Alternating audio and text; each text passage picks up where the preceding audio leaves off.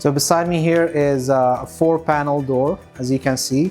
The 4-panel door normally had all the panels being the same size, where the far right and the far left are non-operable, and then you got the operable panels right in the middle.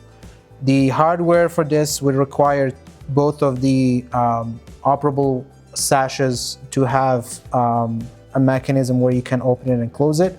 So to open it is very smooth operation.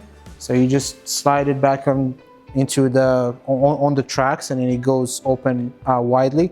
So it opens half of the entire width would be open because it provides you with more air, and it provides you with more flexibility to bring in stuff in or out. The screens are also double, so you got 2 screens that can also operate same way like the doors. So whenever you operate the screen, they slide the same way. We close in back the doors, bringing it to the midpoint of the frame. They meet all at the one specific point where you can actually have it locked. Once it's locked, it is very steady, so it doesn't actually have any flimsy feeling into it, although this is a very tall door.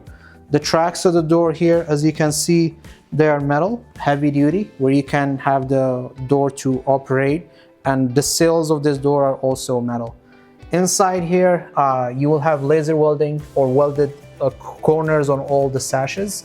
Your glass stoppers are located on the inside, so that will provide you with more security. If anybody try to remove the glass from the outside, they won't be able to because your stoppers are on the inside. And looking at the door fully, this is a 4-panel operable door with both sashes in the middle operating. For energy efficiency, your door would have a dual weather strip, and it is integrated with an interlock where it actually has the sash that operates with a non-operable one to both engage at the same time when you lock your door. And that would give you very good airtight frame where nothing can leak in from outside to the inside.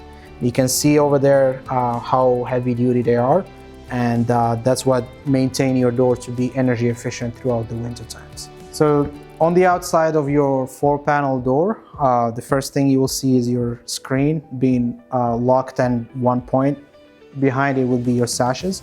To open the door, very easy. So you have to open the screens first, and you push them on the tracks. As you can see, they're easy to push on the track and slide back and forth.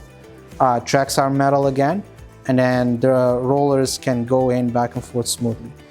Opening the door is also as smooth as opening the screens, so it's very smooth surface where they slide back and forth. And then to close it, same way. So you just have to pull both of them at one point right here. Then you can see that the door is already all locked. Mentioning the door from the exterior, we'll have to mention that the corners are also welded, so you wouldn't see any stoppers for any glass on the exterior. So the glass stoppers are located on the inside, which provides you more security. Hardware that is being used is metal, heavy-duty hardware. Could come with a key as well if you need that.